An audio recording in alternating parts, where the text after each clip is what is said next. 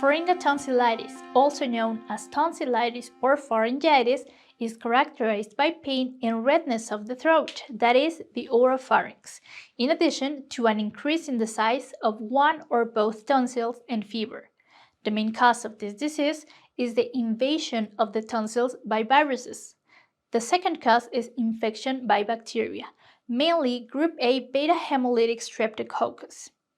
The symptoms of this condition are of little use to know precisely if it's caused by viruses or bacteria.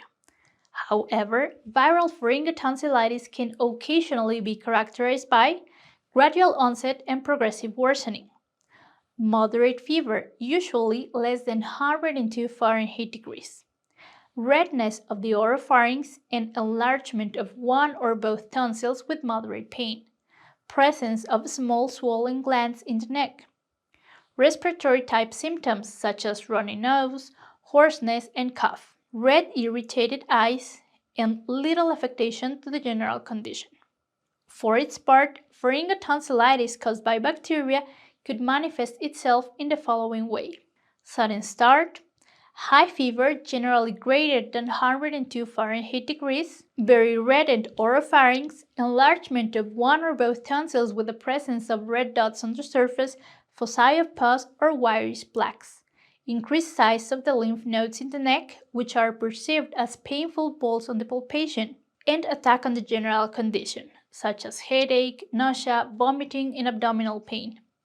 Now take note, because the best and simplest natural home remedies for the treatment of tonsillitis are described here, so that you can choose the one that's most convenient for you.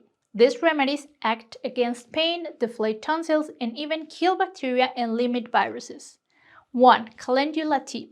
The ingredients necessary for the preparation of this formula are a tablespoon of dried calendula petals, a cup of water equivalent to 250 milliliters, and 2 tablespoons of honey. Calendula is also known as marigold and buttercup. For its preparation in tea, the water is boiled, the dry petals of the plant are added, the fire is turned off, the container is covered, and the infusion is left to rest.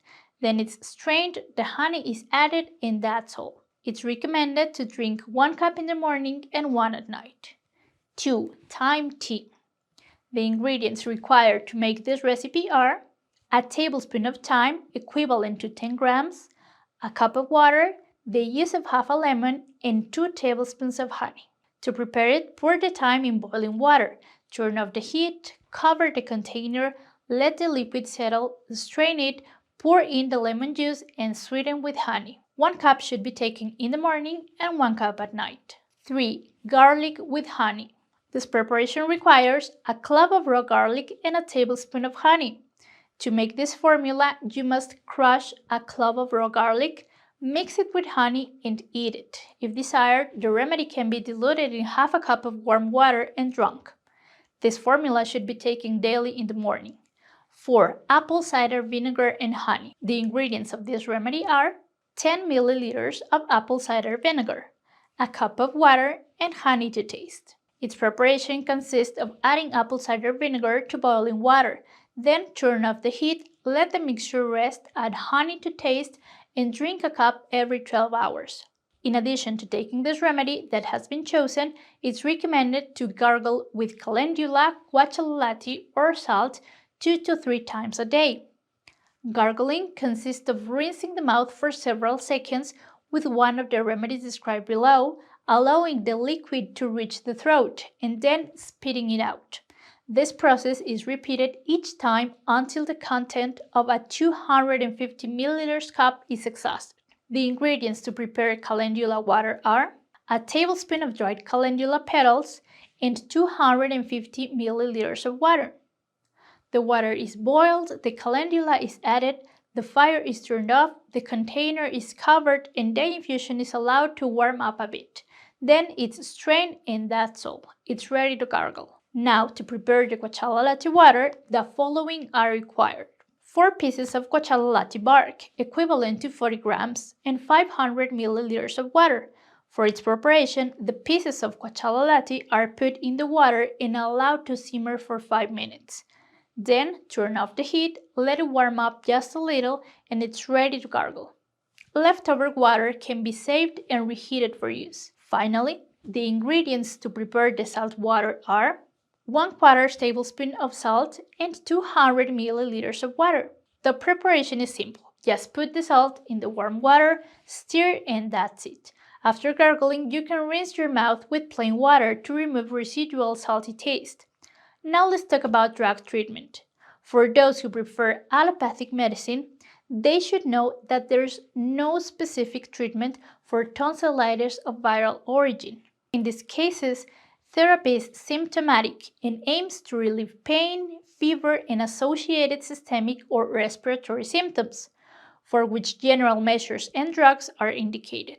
General measures include drinking plenty of fluids throughout the day and gargling with calendula water, guacamole, or salt as explained above.